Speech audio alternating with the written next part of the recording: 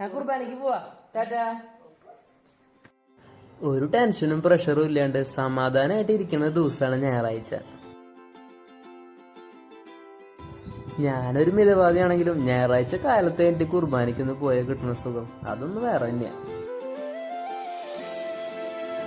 അച്ഛന്റെ പ്രസംഗം ഗാഗുലത്തെ വഴി കാൽവരി എത്തുമ്പോഴേക്കും നമ്മുടെ ചിന്തകള് മസനഗുടി വഴി ഊട്ടി പോയി വരും. എത്ര വിഷമങ്ങളുണ്ടെങ്കിലും പള്ളിയിൽ നിന്ന് ഇറങ്ങുമ്പോൾ മുഖത്ത് എപ്പോഴും ചിരി ഉണ്ടാവാറുണ്ട് കേട്ടോ. കുർബാനയൊക്കെ കഴിഞ്ഞ് നമ്മുടെ കൂട്ടുകാരും വീട്ടുകാരൊക്കെ കണ്ട് കുറച്ച് വാഴയൊക്കെ നോക്കി മരിച്ചുപോയി നമ്മുടെ അപ്പാപ്പന്മാരും വല്യപ്പന്മാരെയൊക്കെ ഒന്ന് കണ്ട് വിശേഷങ്ങളൊക്കെ പറയുമ്പോഴേക്കും നമ്മുടെ മനസ്സൊക്കെ നല്ല ഫ്രീ ആയി ഉണ്ടാവും.